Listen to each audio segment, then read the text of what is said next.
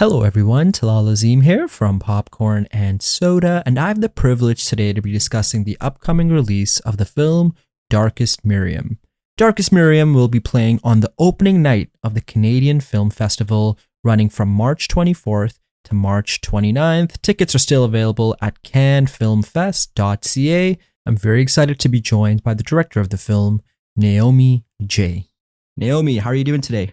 I'm well. Thank you so much for having me. It's my absolute pleasure. And first things first, I want to congratulate you on the upcoming release of the film. I did get a chance to watch the movie and I really enjoyed the intimacy of the film. It's such a human story where like the runtime just flies by. So kind of want to start at the very beginning. Darkest Miriam is an adaptation of the novel The Incident Report. What was it about that story that resonated with you when you first came across it? There was something about the world and the voice of Miriam Gordon that I found really compelling, and it just felt really familiar to me, like a story that I would have written, or just there was something about it that just drew me to it. I mean, it literally drew me to it. I saw the cover in the bookstore and picked it up because I love the cover. And then I read the first page and called the publisher. It was one of those love at first sight things. And like one of the things that I really enjoyed about this film, as I mentioned earlier, is like the intimate story of it. And it's such a very human story. Like I feel like we've all been Miriam at some point of our life, like whether it's grief, love, self-doubt. It's a very relatable character.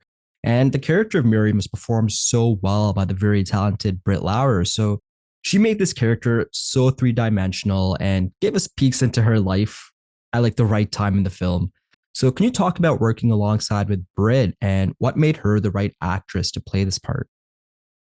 So the we were working with a casting director called Rory Bergman, and she brought Britt forth, and I hadn't known her. I wasn't familiar with her work, and so she said to me, "Just go and watch Severance." So I watched the first episode of Severance, and of course that episode begins with Britt on a table in a conference room, and there was something so palpable and so visceral about her performance in that room. She was so like kind of feral about it, and her voice, there was something very particular about her voice that I found to be just really amazing. And so I said to them, we have to get Britt, let's get Britt. And then Britt loved the script and came on board, and then working with her was just an absolute pleasure. She is an incredibly talented actor, an incredibly smart and intuitive person, and the way that she likes to work and the way that I like to work just seem to mesh really well. She's really into kind of embodying characters, and we spent time breaking down the script and figuring out kind of emotionally where the character was at, and then she would literally just put that moment with the character into her body. And we had this dance studio rented out, and she would just transform herself in front of my eyes into Miriam, going through different things. It was really just extraordinary. Now, alongside with Britt, there's such a great supporting cast in the film that complements the story so well. So, for you, what's the importance of an ensemble cast in a film like this?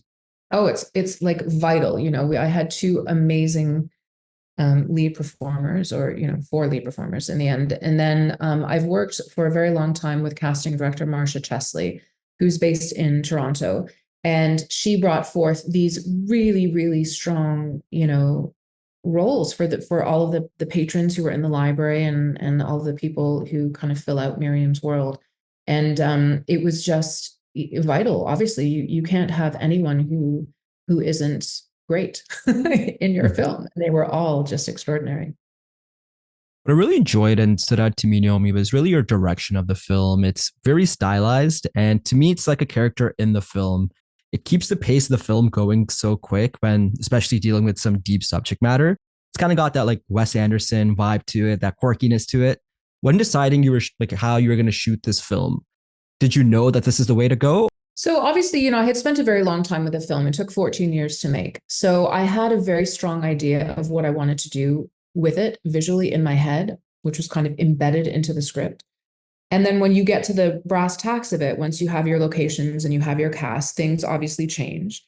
But for the most part, there was, like you say, a kind of a feel and a tone and a world that I wanted to get across, and we were able to achieve that. And then when you get into the edit, things change again, and you're trying to figure out, what performances work best and what shots work best and what didn't work, and you just let all of the things that are great and strong rise to the top and figure out how you're going to put together the jigsaw puzzle. But there was definitely this very strong kind of vision for what I wanted it to look like that thankfully was able to come through.